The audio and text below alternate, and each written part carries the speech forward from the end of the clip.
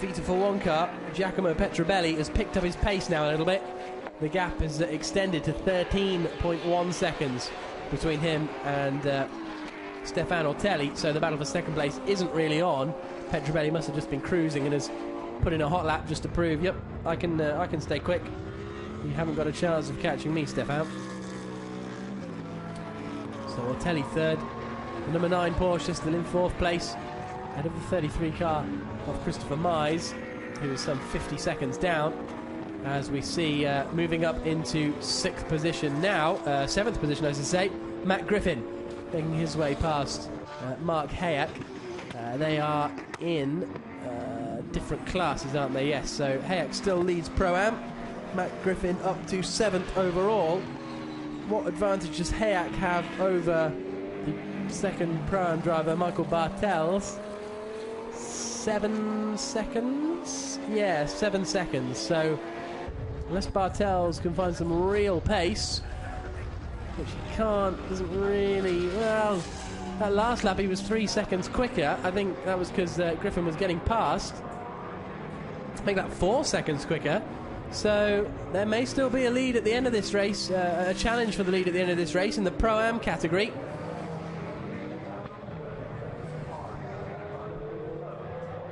There's our race leader, down towards Stowe once more. Commanding performance. That's the shot we expected to see.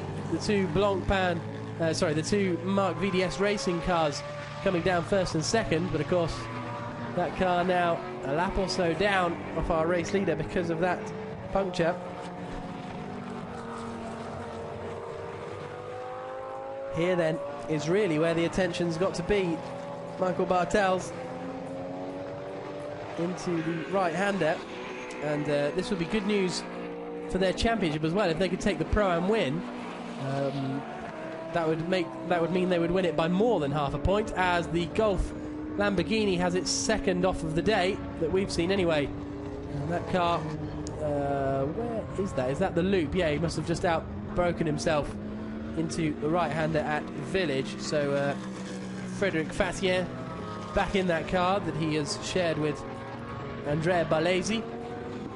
Barlesi doing the middle stint, Fatien doing the first and third stint, has a little trip across the scenery. Steph Dusseldorp has just done his personal best, first sector, 37.6, which is a very respectable time actually in the Aston Martin. Perhaps expected the Aston Martins to be a little bit stronger this weekend, considering they tend to go well around Silverstone, but of course, as we heard earlier from the Aston Martin AMR team, last race really for the DBRS9. 25 minutes to go, and Maxime Martin continues to lead.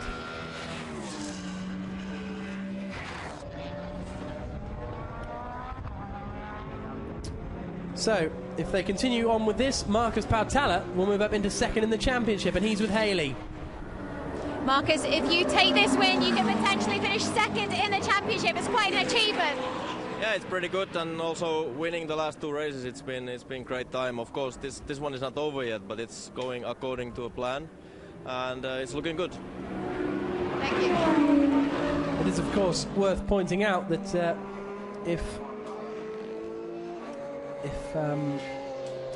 the current championship leaders, Christopher Mize, well, he's not the championship leader, but his teammate, the 33 car, is Greg Franke.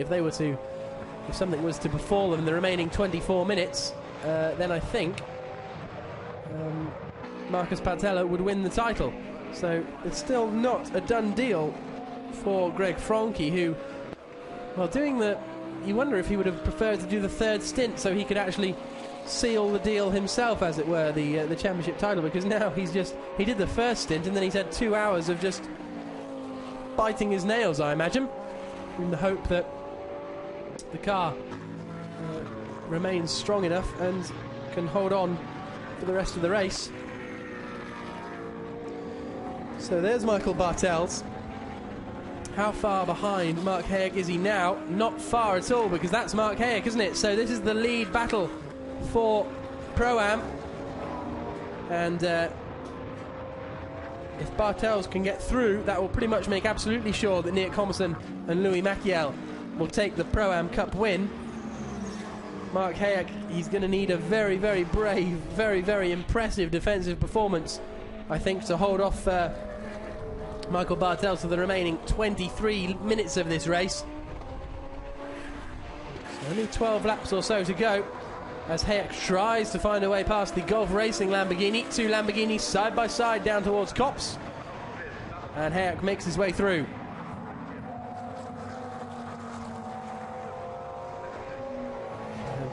Close behind is Michael Bartels, so been a good stint from Bartels, and it will bring a bit of joy to the Vita for One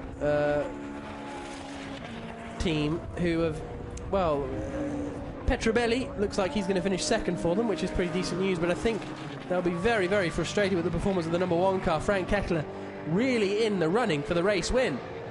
But a dodgy pit stop means that when he handed over to Matteo Bobby, they were well down the order in about 20th place.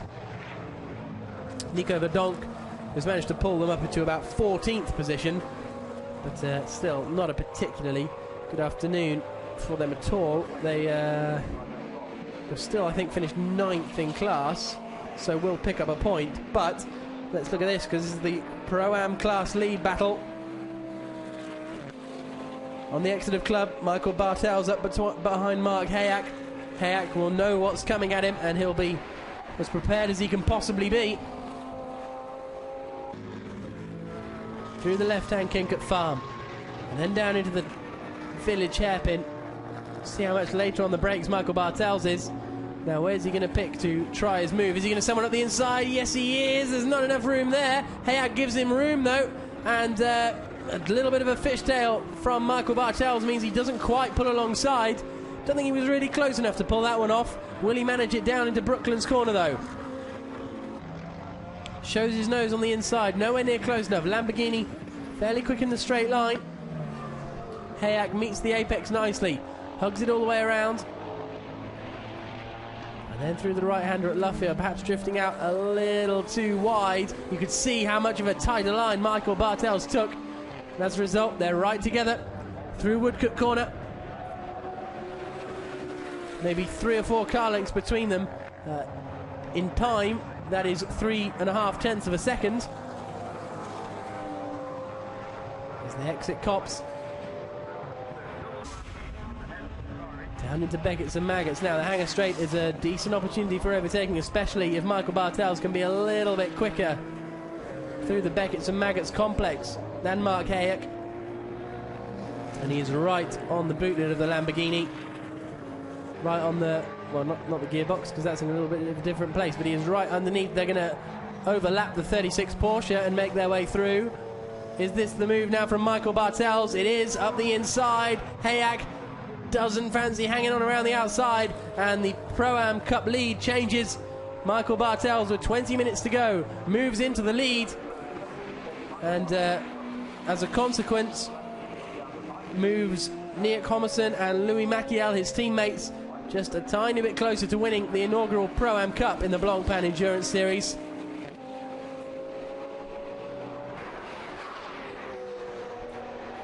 And, well, we're hearing reports of drops of rain around the circuit, which will be quite a banzai way for this race to finish, just when I think I've done all my maths correctly, and I know exactly what's going to happen, and everything's going to be fine. There's a little bit... Oh, I have actually got some on the commentary box window now, so this may provide a bit of a spicy end to the race. There's no brollies up in the grandstands or anything, so hopefully it's just a bit of a threat, and nothing actually is going to happen with 19.5 minutes remaining.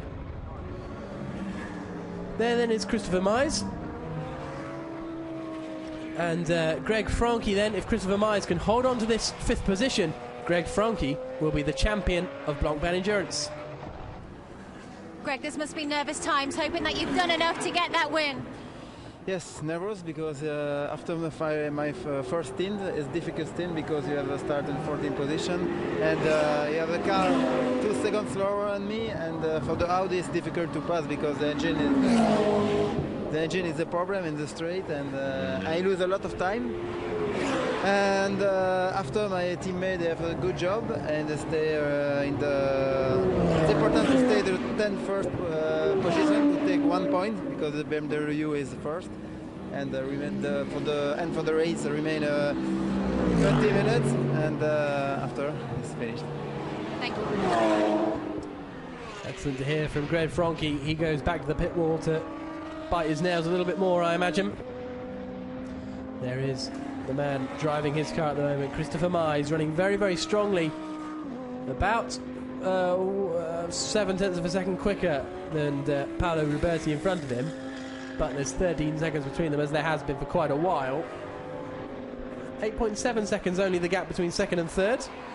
Petrobelli and Stefano Ortelli, but that's not really coming down too drastically. Well, it seems to fluctuate big time, really, the lap times between second and third. I mean, Ortelli, 5 or 6 laps ago, was 12 seconds adrift. He's only taken 4 seconds out in 5 laps, but yet sometimes he's lapping 2 seconds a lap quicker, so it's a really curious battle we've got over second and third.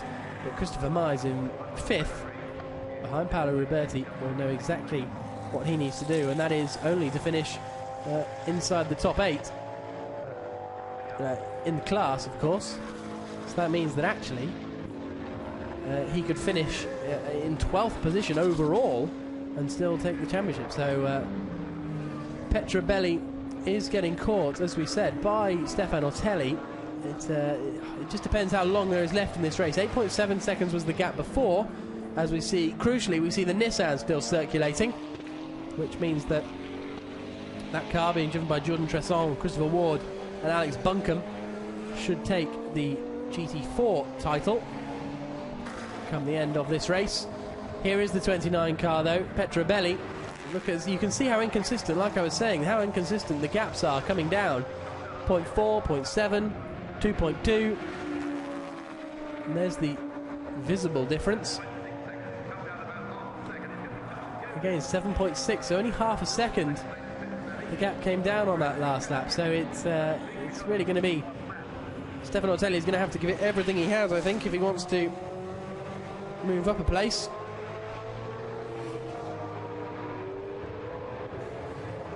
As they head down into Stowe Corner again. So there's our second place man, and there's our third place man. So it's fairly close. Ortelli's pushing, isn't he? Almost on the grass on the exit of the corner there. He manages to keep it all together.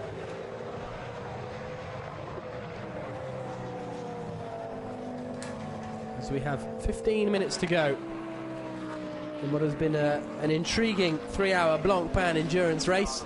It's not all over yet. Petrobelli needs to keep up the pace if he wants to win this one. Finish second in this one, I should say.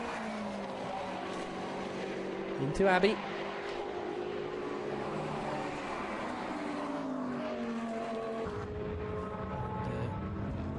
He's comfortably, as you can see, in second place. The BMW Z4, 33.7 seconds out in the lead of this one. Petrobelli, the 35-year-old Italian, did FIA GT3, he's done the GT Open, bit of LMS, single-seaters in Formula Parma Audi back in the late 90s, I think it was. So he will have driven around, well, again, Formula Parma Audi back in the 90s, probably would have been on the international circuit, maybe the Grand Prix circuit. But certainly plenty of experience for Giacomo Petrobelli. Maybe not as much as Stefano Ortelli, of course, who won Le Mans in 1998 and 2002 Porsche Super Cup winner. There's Greg Mansell leading GT4 at the moment, and fairly comfortably leading GT4, but as we've said before, I don't think even winning this race is going to be enough for them to take the championship. If the Nissan of Alex Buncombe and the like finish, it is still going to be them.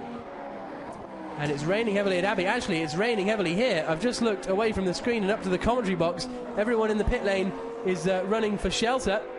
So we've got rain coming in from the west, isn't it? So this could get very, very interesting indeed. You can see the rain on the camera lens. Someone diving into the pits is the 22 Ferrari, so that's not really of consequence, I don't think. So, 13 minutes to go, and the rain has started to fall here at Silverstone. As, well, let's see if they can all deal with this. It's not massive rain at the moment. It's coming down harder, though, all the time. It's very diagonal rain, if that makes any sense. So it's not really hitting the ground too badly. Looking across to Brooklands, it doesn't look too damp, which is where the cars are now.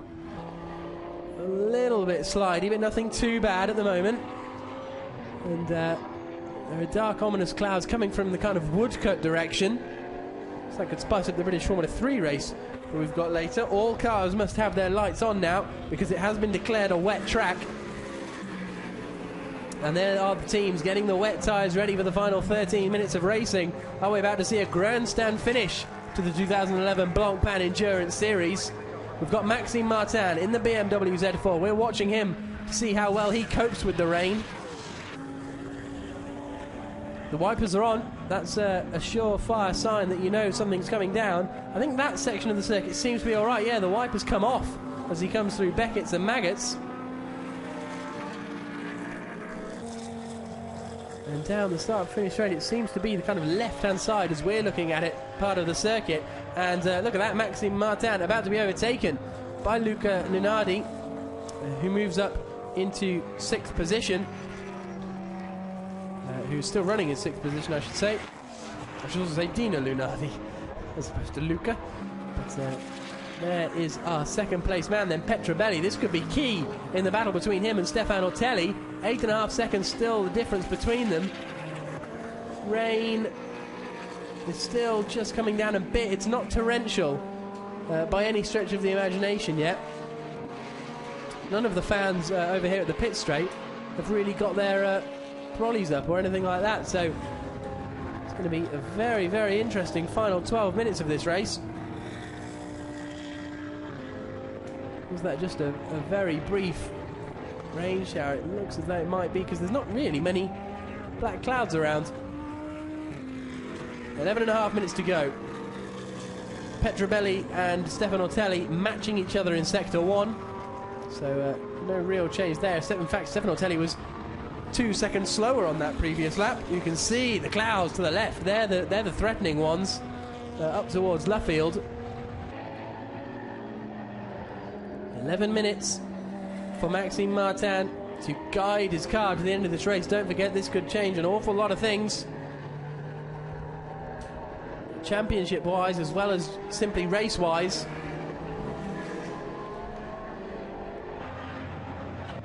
Into Copse Corner comes our race leader, flashing his lights to try and get the back markers out of the way. One of the Rhino's Liepert cars. Wet race. It has been declared a wet race then. So that is the signal to say, turn your lights on and do all the necessary adjustments from inside the cockpit. Maxime Martin still able to cope. Of course, just because it's been called a wet race, it doesn't mean they have to go into the pits to change to wet tyres. It just means they have to put their lights on, something which I don't think Giacomo Petrobelli has done yet in 2nd place. Stefan Ortelli took a second out of him. 7.5 seconds is the gap between them now, with 10 minutes remaining. So really, at this pace, we're only going to get 4 or 5 more laps, I would suggest. Petrobelli gingerly round Chapel. So we're lapping about 5 seconds off the pace at the moment, so that gives you some indication as to the level of rain we're getting. 5 seconds off the pace is not a massive amount. As Stefan Ortelli hugs the inside before coming over very late in the day to take the racing line for Stowe. 9.5 minutes to go.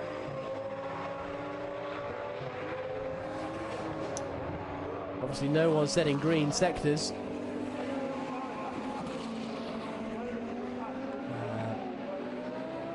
So we've still got Michael Bartels leading Pro-Am, Mark Hayak in 2nd. The 20 car of Jean-Luc Boblig is 3rd in class. No, he's not, sorry, he's 4th in class. That was about to affect my calculations somewhat, but Michael Bartels still looking like he's going to win the class. Mark Hayek there, second in class, just losing out to Stefan Ortelli, who has, how's he gone in this middle sector? Much quicker. Hasn't come up yet. There we go. Well, he's matched him, so he's only gone 0.3 of a second quicker than Petrobelli on this lap, so it looks as though that battle for second place, much as it has teased us with a few big drops in the gap, doesn't look like it's actually going to happen. That's a bit wide from Mark Hayek. Just struggling with grip down there at Brooklands. 8 minutes to go. Oh, the lap time's dropping even more. Maxime Martin last time round in 2:09. Petrobelli's in 2:08, so they're getting a little bit quicker now. You can see the orange and red flag being held out on the pit gantry as they try and get it a bit straighter. That obviously means slippery surface. So I assume that's just for the rain. No oil or anything has been dropped down there. So Stefan Ortelli into Beckett's and Maggots.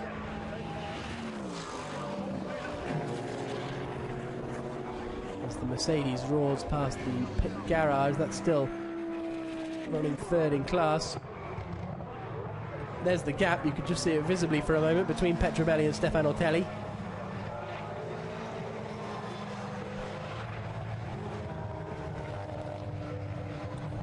So Stefan Ortelli still running in third place. It looked as though that rain, well, it is still coming down a little bit here at the pit straight.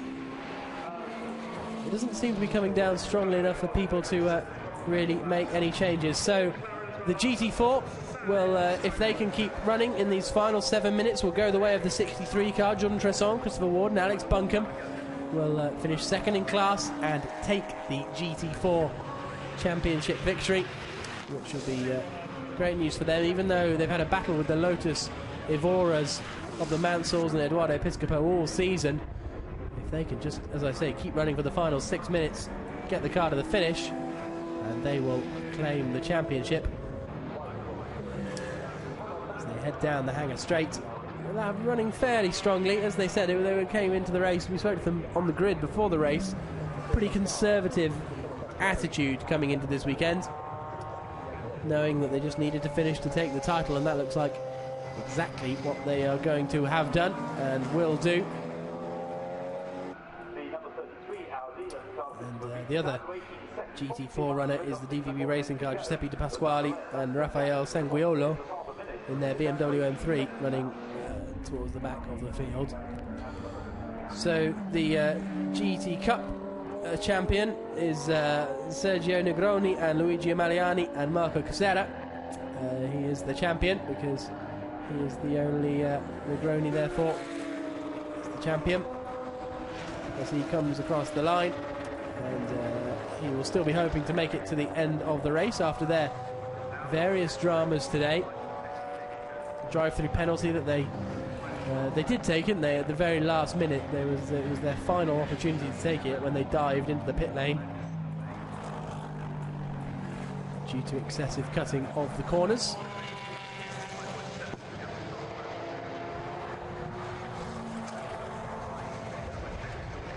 Five minutes and 15 seconds remaining in this 2011 Blancpain series, plus of course the final lap. There is Georges Cabin's car. He is not out in it in the moment, is he? At the moment it's Gilles Vanelay, but if that car makes it to the finish, Georges Cabin will take the championship in the GT3 Gentleman Trophy. He's had a pretty commanding lead coming into this weekend, ahead of Giorgio Podi. He was the only man, Piodi, he was the only man who could stop him, and I think even if Piodi had turned up, there probably wouldn't have been enough cars in that class for Piodi to take the win and for Cabin to finish sixth. So comfortable win, Gentleman Trophy in the end for Georges Cabin, who has won every race this year in the trophy apart from Spa, which he didn't compete in the Ruffian Racing Lamborghini. So Michael Bartels is going to be the only driver in that team who doesn't take the Pro-Am Cup Championship. He's the man driving the car, he's the man who has helped them on their way, but it's going to be the other two drivers in the Pro-Am Cup, Nick Homerson and Louis Maciel, who are his teammates, who are going to be the Pro-Am Cup champions if nothing goes disastrously wrong in these remaining 3 or 4 minutes. They were the underdogs coming into this weekend, 5.5 points behind Frank Morel, Jean-Luc Boblik and Ludovic Badi, but a very, very strong performance, culminating in what looks to be a Pro-Am class victory for them.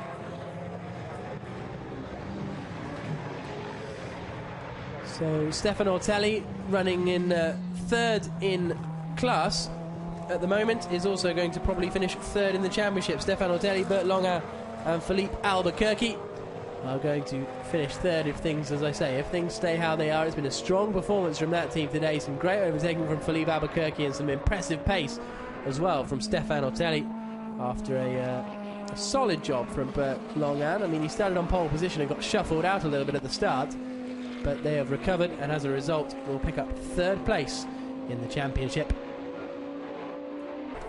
which will no doubt please them greatly as they flash the lights to, was that one of the McLarens up in front to get out of the way? No, it was one of the Rhino Lamborghinis, I think, the number 7 car, as he dives up the inside to take Sebastian Martinez. Second in the championship then is going to be Marcus Pautala. Across the line he comes. This win really helping him out. Still nerves on the pit wall for Bas Linders, but Marcus Pautala, he will claim second in the championship if he continues to win this race. Maxime Martin is the man driving the car at the moment, but it's going to be Marcus Pautala after a strong performance, a win last time out at Magny-Cours, which has put him in good stead, and a third place in Monza as well have really aided his season.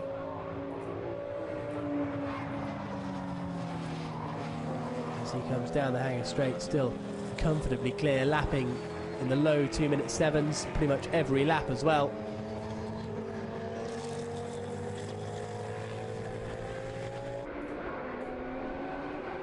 And there is the car of Greg Franke. It's being driven at the moment by Christopher Mize, but if Mize can hang on to this 5th position, then Greg Franke is going to be the inaugural Blancpain Endurance Series champion. And he won, helped by a large amount by winning the Spa 24-hour race. That gave him 46.5 points after decent showings at Monza and Navarra. And then a third place in Magny-Cours really set him as favourite for the title. Only need to finish 8th this weekend in this race to claim the championship. It looks like they're going to do better than that and finish in 5th position, just behind their main rivals, or who were their main rivals coming into the weekend. Gianluca Roda, Rafael Di Maria and Paolo Roberti in the number 9 Auto Orlando Porsche were the main rivals, but they're going to end up down, I think, in something like 4th position in the championship. So 30 seconds to go. Where is our race leader? Here he is. So I don't think this is going to be the checkered flag has been picked up by the start line marshal, so we'll see whether we get one more lap out of this. Through Luffield corner comes Maxime Martin.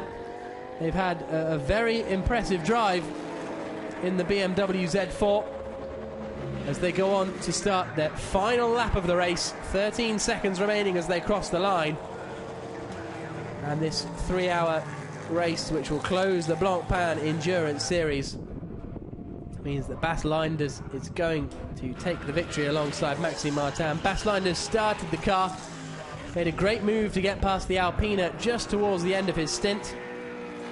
Nicky Meyer-Melnhof was just overtaken. Marcus Pautala took over for the middle stint, had a fairly solid stint really. He didn't get involved in much on-track action, just comfortably held it out towards the front of the race. Then the puncture and various other misfortunes for other drivers meant that he inherited the lead, and when Maxime Martin took over, a driver of his calibre is not really going to do anything wrong. Maxime Martin, Formula Renault Belgium, the French Clio Cup winner in 2008. He won here at Silverstone back in 2009 in FIA GT3. And he is about to win again. We just saw a little glance of Marcus Pautala sitting on the pit wall. He's about to watch himself, bizarrely, become 2nd place in the championship, runner-up in the first year of the Blancpain Endurance Series. Stefan Rattel had a little press conference earlier today saying what a success this series had been and its expansion plans for next year. This is the battle for second place. It's not over. Stefan Ortelli he's got sideways. Has that cost him? That could be the moment that denies Stefan Ortelli the second place in the race. But he's right up behind as they head towards Abbey. So this is second place. Petrobelli in second in the 29 car. 32 Audi is Stefan Ortelli. We'll keep an eye on that. But Maxime Martin steers it into the left-hander at Brooklands. This 3-hour race saw them start third on the grid. They've been running within the top 3 all race. Eventually it developed, so they are going to win with some 30 seconds advantage. Maxime Martin and Marc VDS Racing take the win in the final Blancpain Endurance Series race. Marcus Pautala celebrates because he claims second in the championship. Bas Linders, the ex-Minardi test driver, congratulates them as well. And here's the battle for second, and he's through. So Stefan Ortelli is past Giacomo Petrobelli somewhere on the last lap. It was into Village hairpin, so a brilliant drive from Stefan Ortelli. All drivers in that 32 car, Bert Longo, Philippe Albuquerque and Stefan Ortelli have driven excellent races. They come across the line to finish second, with third place going the way of the 29 car of Giacomo Petrobelli, who started down on row 4 of the grid all the way up to third.